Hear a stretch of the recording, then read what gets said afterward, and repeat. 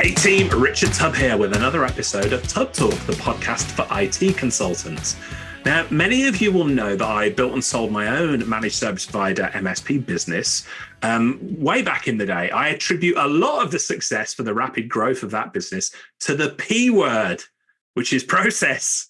So today I'm speaking with a guest whose latest book is entitled Process and the Other P Word, which is also process, the power and profitability of process within your IT business. The author, Alan Edwards, is an accomplished entrepreneur and speaker. He's the founder of Eureka Process and the co-owner of Gozynta. More on that shortly. But right now, Alan Edwards, welcome to Tubb Talk. How are you doing, my friend? Doing great, Richard. How are you? Very well indeed. We were just saying, just before we came on air, you just flew back in from Hawaii, was it, last night? So you're feeling a little bit frayed. And I was up at 4 a.m. this morning for reasons that had nothing at all to do with Hawaii. Looking forward to get back to work to take a vacation from my vacation. Indeed. So how was Hawaii? Did it treat you well? Yes, we were in the big island of Kona watching two friends get married. It was a great time.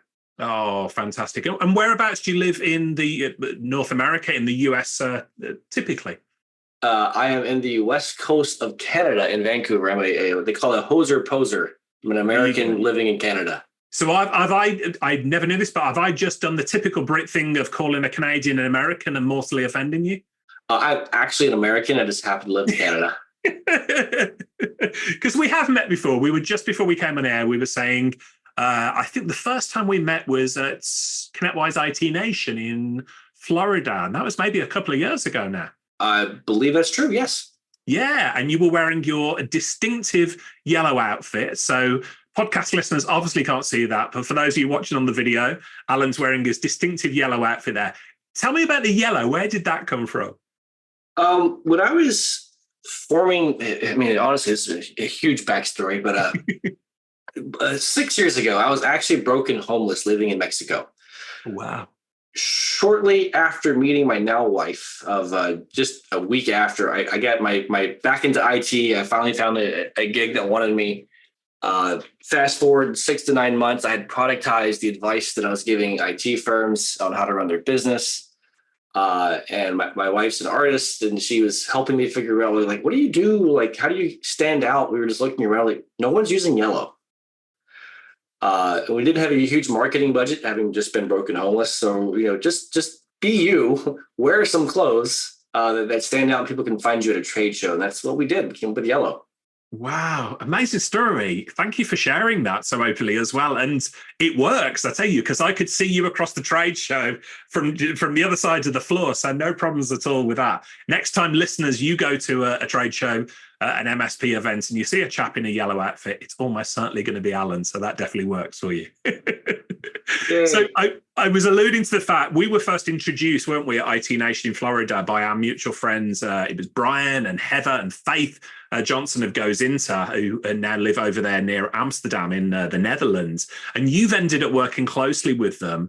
And we talked about your yellow branding. You've got a yellow cover to your latest book that matches that branding as well. So we're going to talk all about the book and everything today. But I understand, like me, you started off as a tech in the IT industry. So tell us a little bit about your journey in managed services. Sure. I love the joke when I'm giving a presentation that I've been in IT for 30 years. I'm not that old. I just started really young. Yeah, my first job when I was 16 was building computers, open computers for it was for the education system that I was working for at FAR at the time. And they actually joked that I was summer help and never left. So I stuck around. I kind of grew through the ranks there, did Novell networking. I started their internet division before I ultimately left for 6 years to work for a DSLAM manufacturer. Bounced around a little bit before starting my own IT firm in 2002. And there I was really a break-fix shop, made the transition to managed services when it started becoming into vogue. I got my first ticketing system, my second ticketing system, sold that business in 2011. And then I actually went on to run two others as service manager after that. And found the experience very rewarding. I had a brief life change between divorce and becoming homeless, probably related.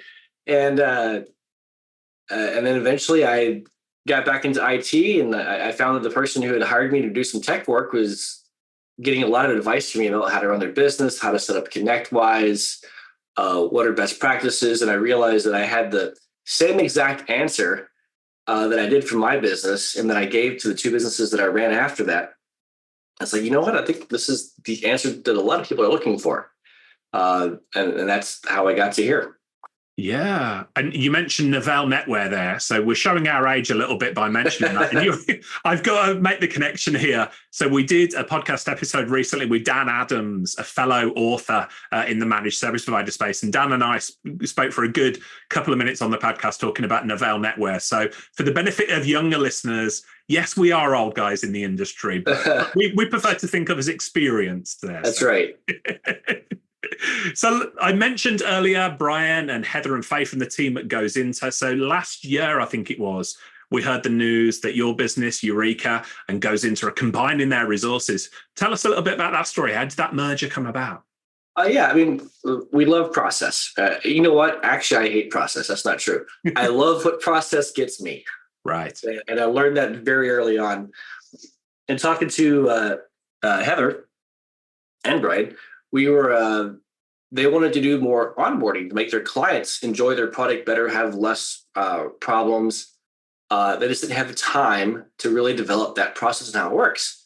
So we started working together, and I wrote a couple of processes for migration for myself when I moved from QuickBooks Desktop to QuickBooks Online. And I wanted it to automatically sync between each other. And then I moved a client following the process that I'd written. And then I showed it to Brian and Heather. And I was like, you know, we could do this for your clients. They may have actually approached me first when I gave them the SOP they could use. And so we started being their outsourced onboarding support. Right. And then after a year or two of having some of my staff trained to do that, as well as myself, actually, I'd have been the same ITation you and I spoke. They also sat me. I was like, you know, we could work well together. They love helping businesses. They're in the IT space. They've always wanted to get into consulting, but they're really busy developing their software. We already had that piece, and we already knew their software. And of course, you've met them. They're great people to work with. Wonderful. Yeah. So we probably started that idea in November, and by May, we had it completed. Wow. Well, congratulations on that. I think it's a marriage made in heaven there, given what you both do. And I guess we should say, for the benefit of listeners who are not familiar with Gozynta, can you give a quick overview of what Gozynta do? Because the clue is in the rather cunning title of the business there. Yeah. Let's do the title first. Brian's grandfather used to, ask for the next tool. He's like, yeah, anything that goes into this. I'm probably butchering his story, but that's where the Gozynta comes from. It's not anything Japanese like I thought at first. It's just a clever shortening of some phrases. And it's because the original tool just takes financial data out of ConnectWise, and it goes into QuickBooks Online. And that's what it does. Now, we are rapidly expanding that to include payments and client portals. And we have a nice grand vision to execute over the coming months and years. Yeah, we'll include a link to Gozynta in the show notes, because it might be the first time some listeners have heard of that tool. But Brian and Heather and Faith, I went on a road trip with them in starting in Edinburgh, Scotland, a couple of years ago with our great friend, our mutual friend, Carl Palachuk. And we had a great time over there. And my wife, Claire, and I were actually traveling to Amsterdam next month. So February 2024, just after recording this podcast. And I'm hoping to get together with the guys over there as well, because they relocated, didn't they, to just outside of Amsterdam a while ago, and are loving life in Europe. Yeah, I was seeing your photos from that trip, and I was getting very jealous. Well, we'll have to get you along on the next one. We'll mention Carl Palachuk again in a little bit, because he wrote the foreword for your book. But let's talk about the book, Process and the Other P Word. So what was the process of writing this book like for you? No pun intended there. It's excruciating. There's a lot of rewards along the way. Honestly, again, being a shoestring budget for marketing, Yellow Jacket, I was like, if we wrote a book, we'd be experts, and then we could take over the world. So I wrote this very, very, very long book, and you've seen the book. It's not this one. And I sent it to the editor, and she was like, wow, great content, no structure. And 4 years later, I finished this book, and it was because I realized that the entire service that I was offering was great content and no structure. So I had to spend the next several years fixing my business, really, to get that structure in place, to get the organization. And then I stumbled upon Mike Capuzzi, who helps authors write short, helpful books that are great for marketing and lead generation. And he was like, okay, now that I have structure, I also know exactly where I want to begin. And it doesn't have to be super long to be successful. So that's why I agreed upon about a 100-page format. He even helped me with the size of the book. It's really easy to grab and hold on to, give it out at trade shows. And that's was my book journey. I learned some cool stuff about grammar, like a squinting modifier. Apparently, I'm terrible at using squinting modifiers. I have no idea what a squinting modifier is, and I've written 3 books. Help me out here. Might, could, you should do this versus saying do this. Right. So the should kind of like modifies a little bit what you're trying to say. Yeah. That's a squinting modifier. And I'm also a terrible writer. I mean, the book came out great, but it's a lot of effort to get the writing. I would agree that the book came out great. I would disagree that you're a terrible writer, or perhaps like me, you've just got incredible editors there. But either way, the book is great. It's, as you said, it's a very short read. It includes testimonials for work that MSPs have done with your business as well, where you've helped them out with processes. But I actually gave copies. Obviously, I don't run a managed service provider business anymore, but I've given copies to the rest of my team and said, hey, look, take a read of this, because actually a lot of the information that you offer to readers within the book about process and about systems is applicable to any business. So, I really like the book. Gave it away recently as well to another MSP locally who was asking for advice on process. And I was like, have a read of this and check out this guy's business. So we'll include in the show notes the link to the book itself, and encourage anybody to go and check it out. And that's probably the most awkward question that I get is my friends are like, hey, can I read your book? And I'm like, well, if you're in a business, I say, hey, the first 2/3 of the book is great for you. But if you're not in IT, not the third book. And if you don't know anything about business, maybe not.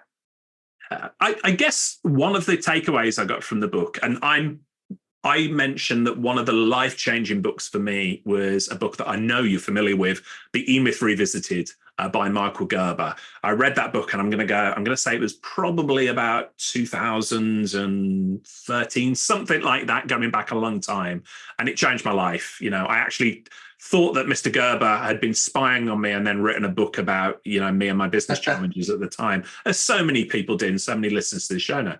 However, your book, of course, is like an introduction almost to process for people, and just explaining the real benefits for managed service providers and IT solution providers. So I would actually say it's a really good lead-in to, the world of process. And the E-Myth actually can be a little bit heavy for some people to jump straight into. So how much of an influence on you and the book was Michael Gerber's work in the E-Myth? I have this uncanny type of memory where I feel like everything enters my long-term memory quickly, which means it's also abstracted a little bit. I know for a fact I love that book. I only remember the concepts. And especially at that age, I was influenced by everything. I'll even back up a few years reading Rich Dad, Poor Dad by Robert Kiyosaki. Yeah. I immediately quit my job and started a business. I mean, I probably should have thought of a business plan first. But I just do what the books tell me to do. So I don't remember having read the E-Myth by Michael Gerber and just changing everything, but I definitely read that and I resonated like, yes, processes, that makes sense. Because something my dad said probably only once in his life that stuck with me forever. He was a carpenter. He worked really hard his whole life. Is, son, you have to work hard to be lazy. There's a lot of wisdom in that, isn't there? Yeah, if you really want to be lazy, you have to do the work. In my mind, I was like, oh, processes, right? And if I work hard, set up the processes, teach my team how to work, then I can be lazy. Of course, yeah. By that point, my work ethic was such that all I can do is create more processes in a larger company or more companies. But that stuck with me a lot. Yeah, and I'm with you on that one. probably some head trash from childhood, doing a bit of therapy here, Alan. But I was always taught, I was a high achiever at school and stuff, but I was always taught, oh, you're lazy. You only do as much as is needed. My teachers and stuff used to say. But actually, friends and mentors and colleagues have said, Richard, you're lazy is other people's highly productive. And I suspect you're very similar to me in the fact that you'll put the work in to make life easier going forward. So I love that phrase that that wisdom that your dad passed down to you. I guess for the benefit of managed service providers listening, though, how would you describe the real benefit of process, as you would say, north of the other side of the ocean there, for MSP owners? What's the benefit to them to investing in process early? First off, I chose the topic of the book, process, not because her name is Process, but because for every client we meet, no matter what they want to accomplish, I feel like the first thing we have to do is understand what a process-based culture is. And when my clients read the book, they save 4 weeks of consulting time. That's why I chose that specific topic. Because what we're all faced with as human beings is a terrible illness called LBS, leaky bucket syndrome. Richard, no matter how much you teach me, I'm only going to retain a percentage of what you teach me, either because I have my own predispositions, you forgot to tell me something. And so that bucket of knowledge you pass to me is imperfect. And that's just how human beings are. And as your business grows, if you start having, me teach the next guy what to do, just shadow Alan, see how he does it. And then that imperfect bucket is now losing even more to the next guy and the next guy and the next gal, and so on until the bucket's practically empty and nobody's happy. And we're not robots. We're not going to be able to fix the bucket leaking. However, what we can do is create these waterfalls of knowledge that keeps the bucket full. One of the chief among the four is a written process. Because what is a written process? It is clear expectations of what is to be done that can be referenced anytime. Now, let me share with you two definitions with you. One is, what is a process? A process is any series of actions that leads to a result. Now, we're in business, we're hoping for a positive result. Mm-hmm. And then I have a really strange definition of what documentation is. Writing down your decisions. That's it. If you make a decision to do this series of steps to get to this result, then you write that down and it is now documented. If you decide that your company color is going to be purple, you write that down. That decision is now written and it's a documentation. Yeah. Powerful stuff, isn't it? And it sounds so very simple. I speak to a lot of IT business owners who are drowning, for want of a better word. They're struggling to get out from under. And I wrote, my own book, my last book a few years ago called The IT Business Owner Survival Guide, where I actually say you've got to get this stuff out of your head and down into systems and processes, to enable you to get out from under. What would you say to any IT business owner who's listening and saying, well, where do I start? What's the first process that I should put together? How do you build a house? Right? You typically get blueprints drawn up, right? And the purpose of the blueprint is to allow disparate people and trades to work together toward a common goal, right? The plumber has to know where the walls are going to go, where the power is going to go so they don't conflict. Likewise, the blueprint for your processes that you need, I call it the process. I get a chuckle because those who know me, when I first came up with that name, they rolled their eyes. Oh my gosh, this process so much. You said it twice, which is far better than when AmiPro would correct my writing when I wrote procedure back in 2005. First time I wrote this down. Like, I need to remind myself, it was just me, exactly how I write a procedure so that I know that the heading goes here, this goes here, because nobody wants to read a book every time they're going to do a single action, right? Sure. They want to know where things are at, find it immediately, and get to work. And that's the goal of the process. Everybody's on the same page about how our documentation and our processes work. You're going to have two types of MSPs listening to this, Alan, in my opinion. You're going to have people who totally get the process, for doing that. And then you're going to get other MSPs and who are like, well, this sounds good, but I just haven't got the time to do this. In fact, I mentioned my book, the IT Business Owner Survival Guide, but I talk about how MSP owners often feel trapped within their business because they're not taking holidays, they're just too busy. First of all, is that your experience of a lot of MSPs out there? And secondly, what would you say to those MSPs who are struggling to get out from under and say, I haven't got the time to create processes? I understand the feeling, and there's a lot of truth to it. And I would probably apply in that situation just the power of 1%. How can I do 1% better today? In fact, Heather and I had a webcast once about how to get past blank page syndrome. And the crude answer is make the page not blank anymore. Maybe today you take a moment, you open up a Word document, SharePoint, whatever, and you create a blank document in the root folder and you call it the process, and you save it. Right? You spend 60 seconds today doing that. Tomorrow, see if you can add another line. Now, our books, like, depending on where you're at, $8 US, $10 Canadian, you can download the process for free and just copy and paste it. There's like 5 decisions to make. Fill in the blank. What is your documentation system? Where are you storing your stuff? Who's in charge of your documentation system? Let it be you for now. But that's how I would start. There's a seedy underbelly too that's causing these problems, which I don't address in the book at all. Which, of course, is the basics of profit, right? If you're not making enough money, you're always going to be too busy. You can't find enough help. Yes. And that's a different problem for a different book. And that can be part of it, but you got to find the time, even just a minute a day, to improve. I think it was The Power of Atomic Habits.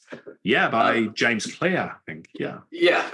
I wasn't a huge fan of the book. I think it's just because it was already kind of what I was doing, but it really put in my mind the power of 1%, which isn't just 1% a day. He doesn't say it that way. But even the difference in my wife's a phenomenal singer in town. She's in several bands. And I watch her practice. I'm like, wow, you're so good. Why are you practicing? But that's a little 1% improvement. Even over the course of a year, you go back and listen to her old recordings, she's that much better. I mean, maybe Rihanna is 1% better than she is, but that's the difference of being locally famous and superstardom. It only takes that 1% to improve. Yeah.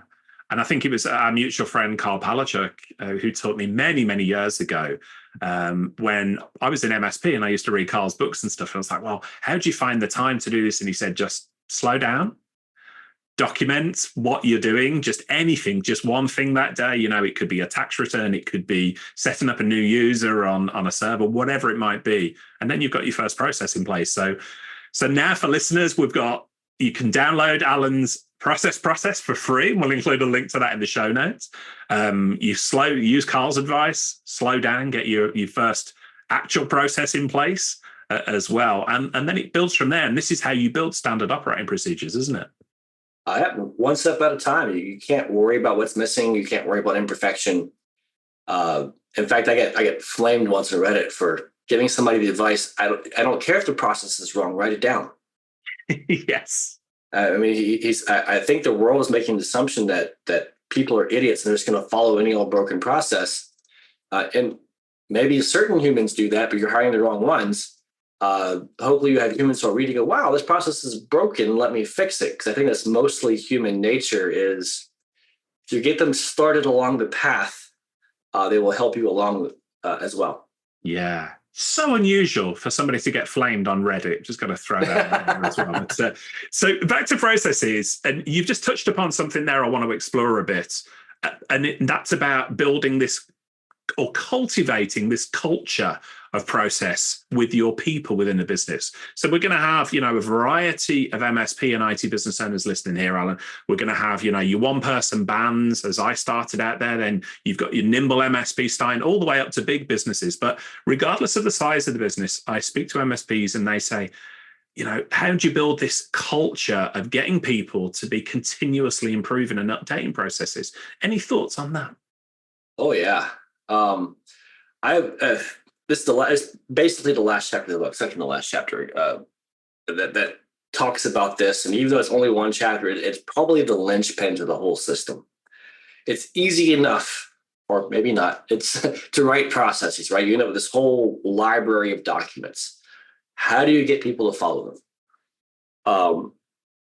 Some of the smaller steps are of course, if they're helping you write them, there's some skin in the game, some buy-in there. We actually have a process meeting once a week. It's only 30 minutes long. And we have every document that changes sends a note to our communications platform, Slack or Teams. And we review that once a week. Hey, what's changed? And whoever the author is, we ask. And sometimes minor changes, no big deal, and that we move on. Other times, brand new process. Let me show you how this works. Or for this client, this process has had a significant change. Please just read the SOP when you get to that client this week. And in that way, we can cover every process that's changed in the first 30 minutes. And by doing that, we're showing the whole team that these processes are available. There's that. There's also a critical mass. Let's call it 50%. When you get about 50% of what you need in your documentation platform, people begin to switch to looking there first. Right. Seeing something's missing and wanting to fix it, wanting to plug the hole. And then you have the harder part. The process that I wrote for the harder part is called the coaching system. But it's really the really, really hard thing that we do as people, which is managing your people. You have to hold them accountable to the process you wrote. How do you do that? There are only two ways to get in trouble in my companies. One is failure to live up to core values. The other is failure to follow a process. I just started a nightclub too. And I'm trying to teach this concept to people who've traditionally worked at bars, been underpaid, abused, or misused. I'm finding out, and they were really hard to adopt this rule. They're like, but I made this mistake yesterday. I was like, you're fine. I didn't have this written down. Would you help me and write this down for me? And it's a bar. They use pen and paper to write it down. Yeah. And then the young lady who made this mistake, she handed it to me. I was like, this is amazing. She wrote 2 pages of notes on how to close. So I went up and I typed it up real quick. And of course, when I was typing it, I was thinking about it. I added another page of just stuff that was in there. Handed it to the next person for the next night, and they followed it. And 2 or 3 things that we found we wanted to add. And now everybody's on board with, I didn't get in trouble. I'm going to write this down in the process so it doesn't happen again. And then they start getting the benefits of the process. Whoa, closing shift went well last night. Opening was so much easier. And it's the same in the IT business. When something breaks, we sit down, we talk about the process. We see if the process can be improved or if they didn't follow it. But notice that we're talking about the process, not about a person. You may have heard the parenting wisdom. You don't tell your child they're bad. You tell them they did something that was bad. Right? You're a good boy. You made a mistake here. Let's do different behavior next time. And then you have to track that. And I even go as firm as, I hate using the word, but I track these mistakes. And when they're people mistakes, like not following process, we're kind of counting them. I'm documenting them in my management systems. And they have to lead to termination. And by saying lead to termination, I'm trying to get my leaders and my managers to treat it that seriously, because if they treat it that seriously, it frequently does not lead to termination. Yes. That's not the goal. I've also found that when we start introducing this in the companies, there's a 80-10-10 rule. 80% of the companies don't play ball, right? They want process, they're going to follow them. The 10% on the right, they're going to buck everything. And if you lead them to termination, which may or may not actually cause termination, that 10% left in the middle is going to go whichever way you manage to, right? So they're either going to do what the bad people do, not follow processes, or if they see how serious you are to them, they're going to go back with the good team. It's really interesting to me as a former MSP owner, the situation with engineers that you can have where some engineers totally get it and they realize that process checklist documentation leads to consistency, enables them to get things done faster, better, more consistently. Then you have people who consider themselves rock star engineers, and they say, well, I know this stuff. I don't need processes for that. And Alan, I don't know if you've come across this. There's a great book by a Dr. Atul Gawande. He wrote the Checklist Manifesto. It's a book I've mentioned here before, and he says, and I've used this with engineers and MSPs before. He says, when's the last time you got onto an aeroplane? If you looked in the cockpit as you got on and you saw the pilots, so the pilot and the co-pilot there, and they've usually got a checkboard and they're going through a checklist, a process for things. He said, which fills you with more confidence, when you walk on and see the pilots doing that, or when you walk on and see two pilots kicking back and laughing and going, yeah, we don't need to do the checklist because we're experts. We know what we're doing here. I sure as heck want to go with the plane where they follow a process, because a process is not saying, hey, you don't know how to do the job. A process is, emphasizing the consistency of excellence in there. Absolutely. Yeah. So I want to pick up on something you said earlier there, that you've got the weekly meeting to check up on new processes, and you've got the integration between your process platform and Slack.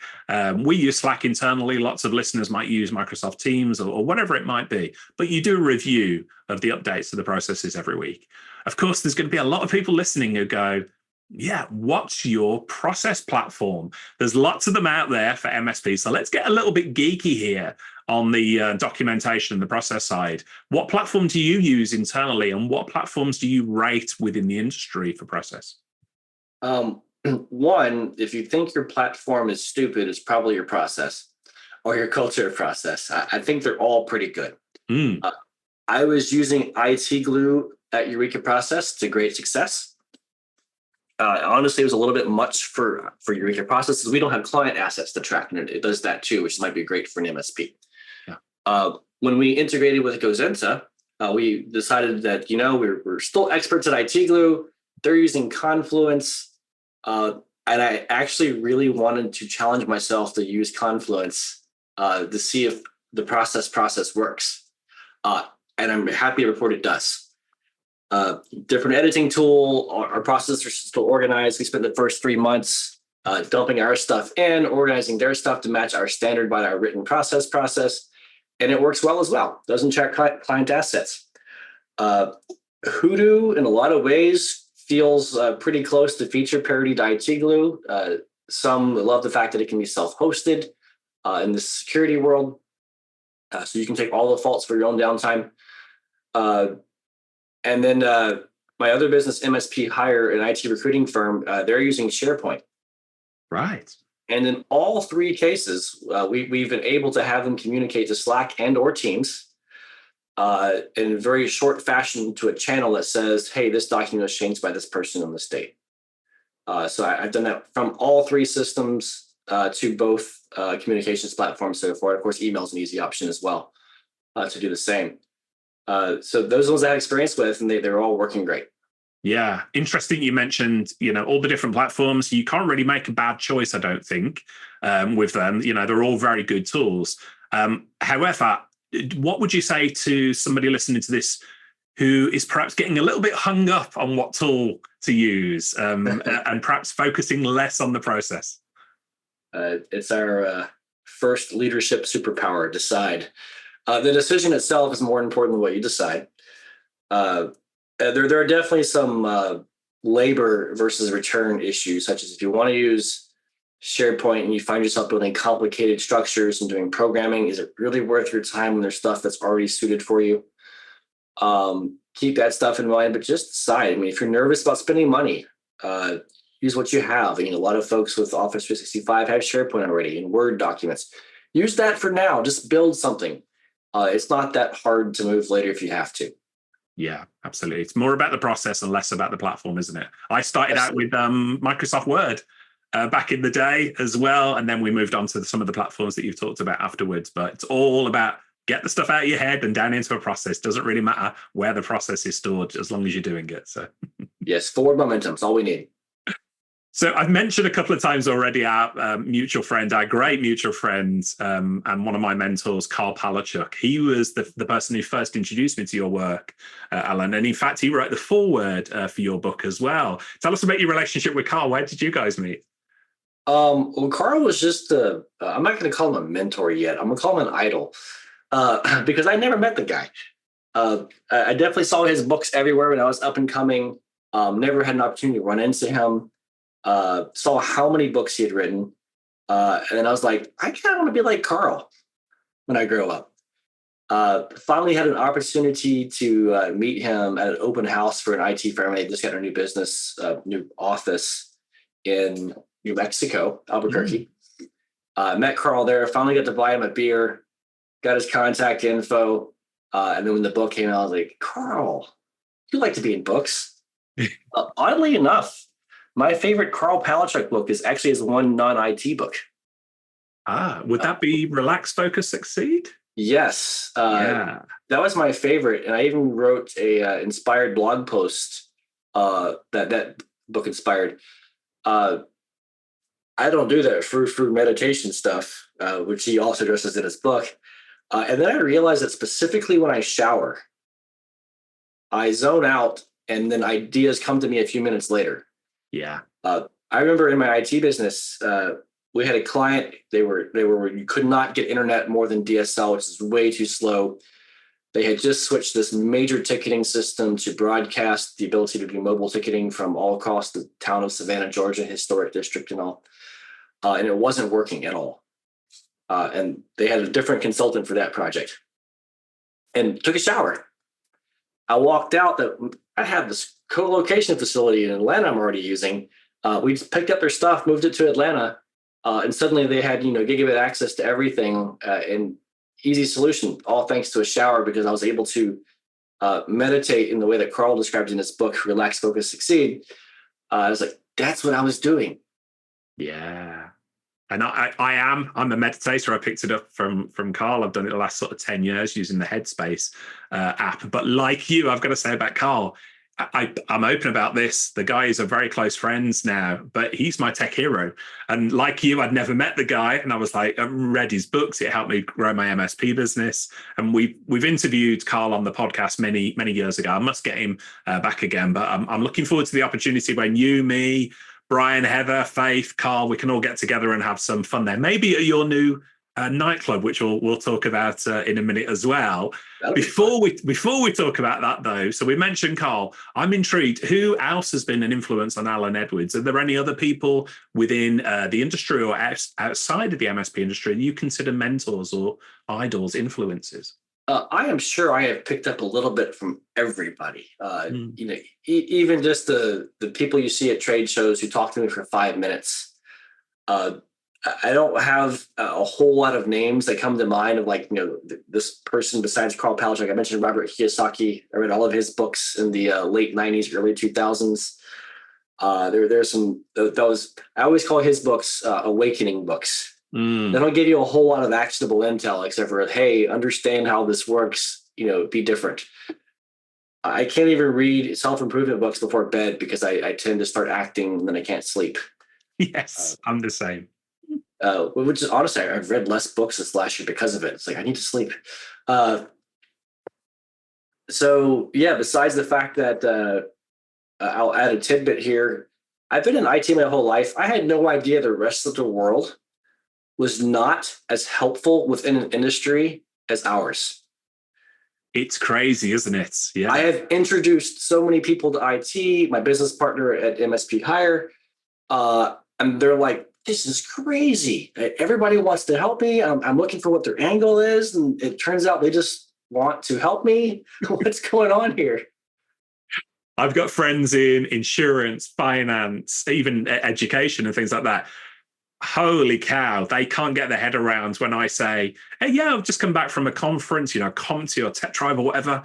And what's that? Well, I get together with all of my competitors and we all help one another to grow our business. And they go, what, are you crazy? I'm like, no, this is, and it's unique, isn't it? The managed service industry, and God love it. I absolutely love this industry for the friends I make and how people believe in that phrase, a rising tide lifts all boats. And it really does in our space. And that's why I feel a little bad about not having more mentors on my list, but I feel like it's every one of you guys who are out there talking to me.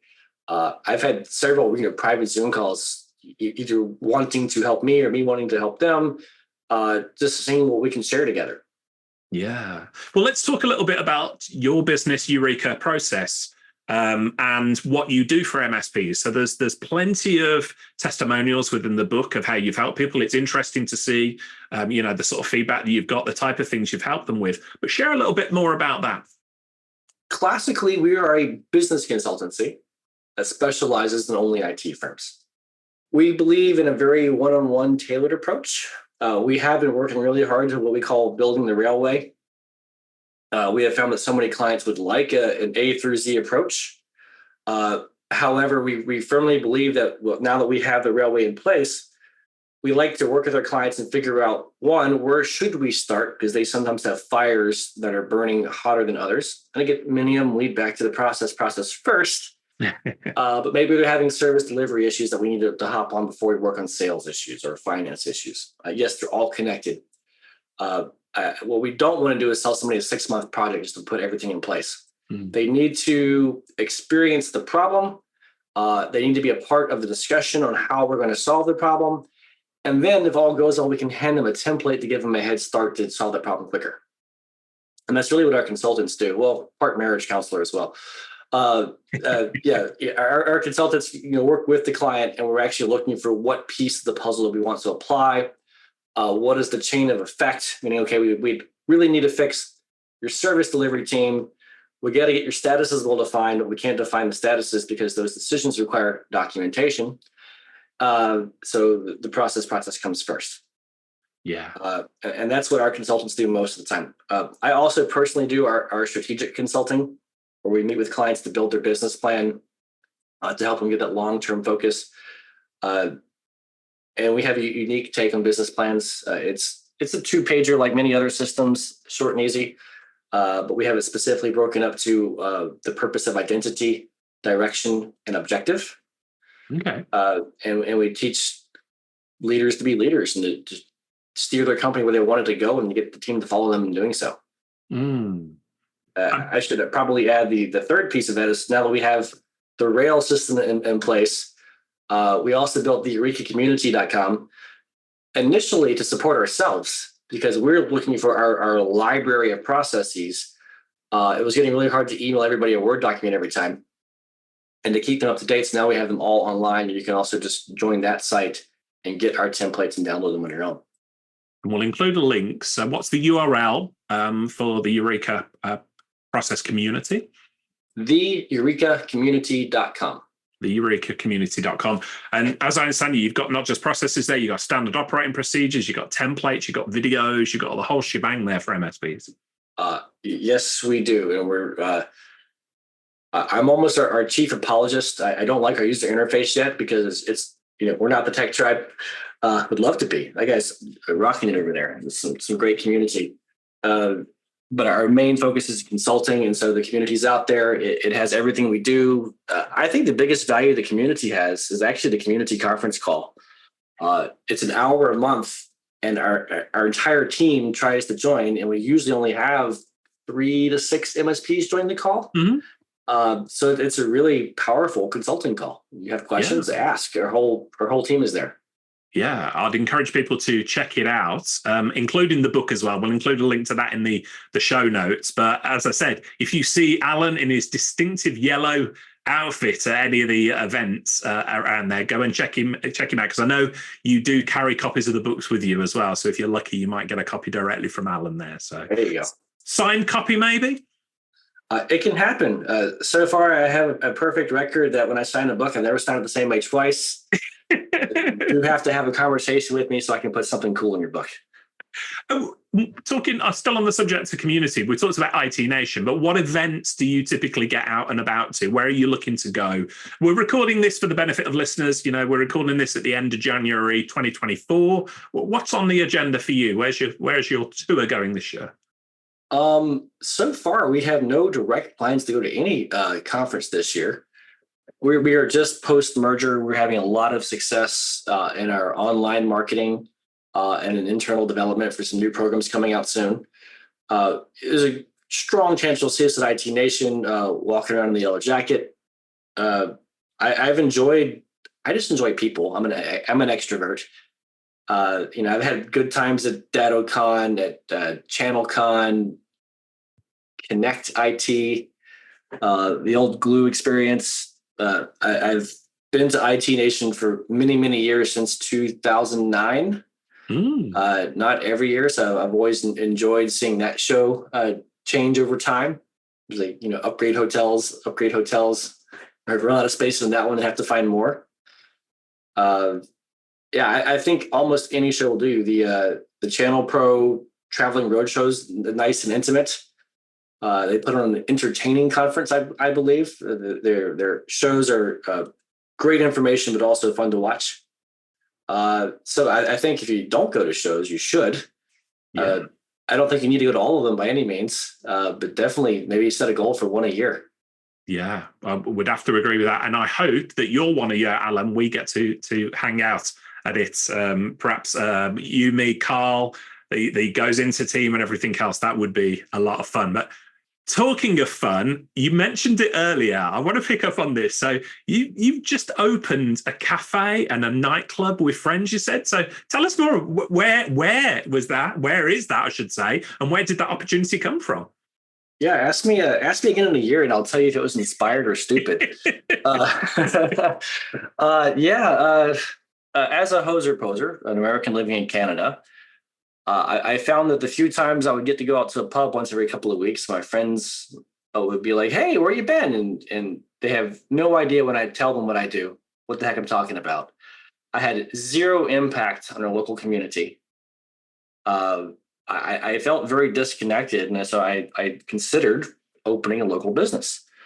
And my wife and I kind of window shopped for a year, and then we saw an opportunity for a location we liked, and we put a bid on it, and we did our due diligence, and they were asking way too much for what they had.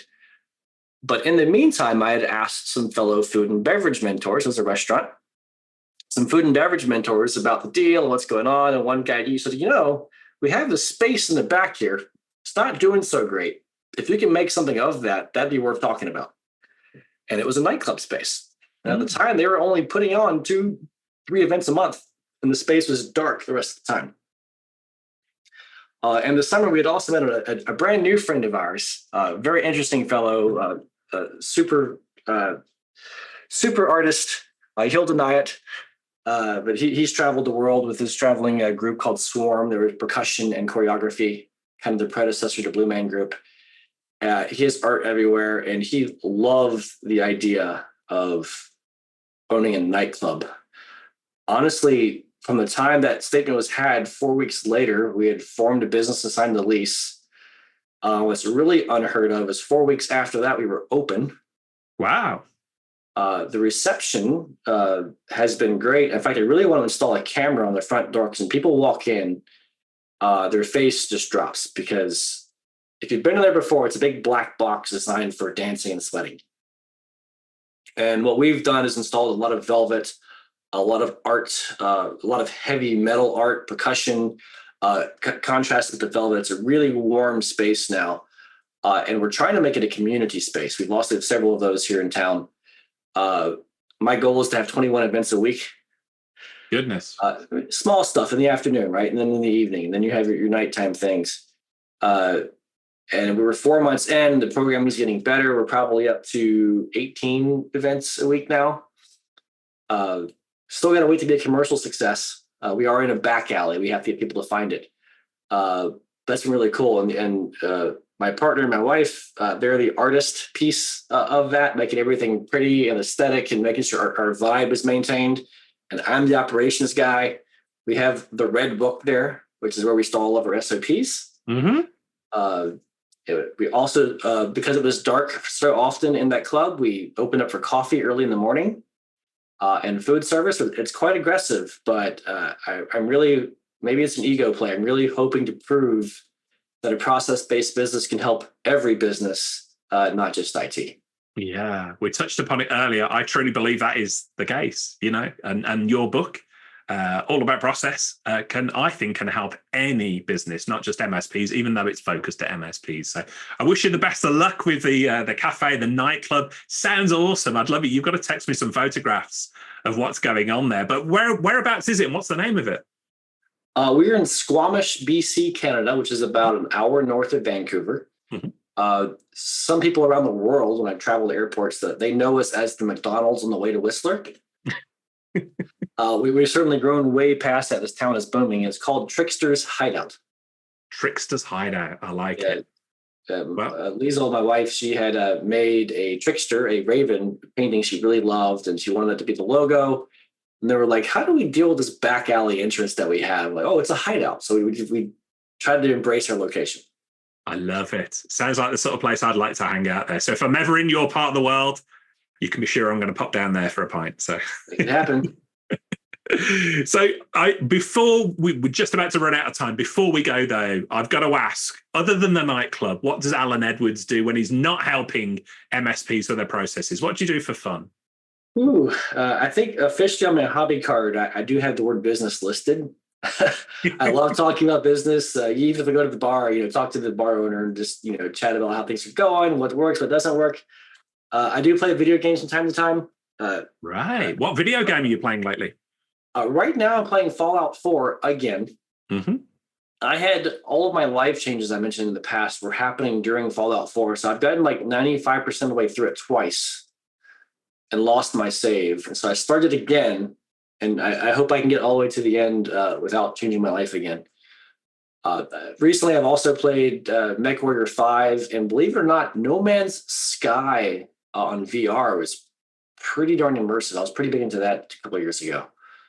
I've got to get back into the VR thing. So I've got myself an Oculus headset there, a Quest, and a Quest 2, I think it is. I've not got the Quest 3 yet.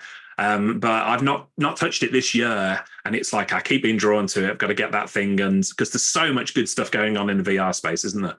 That really is, I think, why VR didn't continue its trajectory, is because it is so closed off. Yeah. For me to put a headset on, it's like I need time, I need space. Don't talk to me. Yeah. Don't walk in on me because it looks funny when I'm doing this. Yeah, absolutely.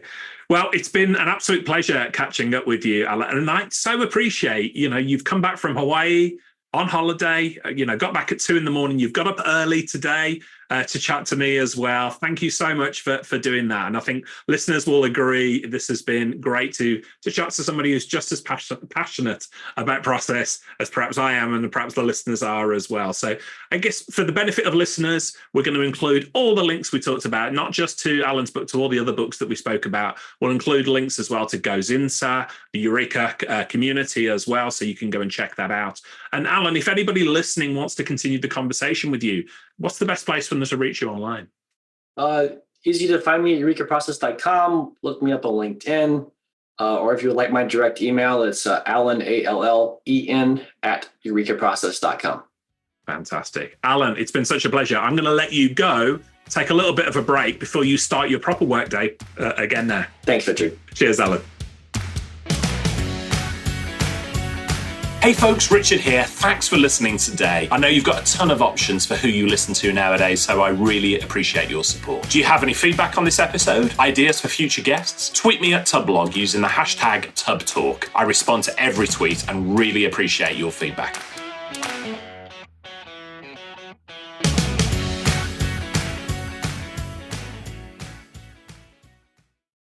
Hey team, this is Richard again. Just one more thing before you take off, and that is MSP Insights. Now, every Tuesday, I share my thoughts on the business of IT with you, the managed service community. Thousands of managed service providers already subscribe to MSP Insights. It's easy to sign up, easy to cancel. MSP Insights is basically a short email from me every Tuesday without fail with advice on growing your IT business, plus cool resources I found, discovered, or started exploring that week. It's kind of like my diary of cool things, and often includes articles or books I've read, tools I've discovered, and events I think you'd be interested in, often sent to me by my friends and Tubb Talk podcast guests. So if that sounds fun, a short tiny bite of MSP goodness every Tuesday, and you'd like to try it out, just go to go.tubb.co/Tuesday. That's go.tubb.co/Tuesday. Drop in your email and you'll get the very next one. Thanks for listening.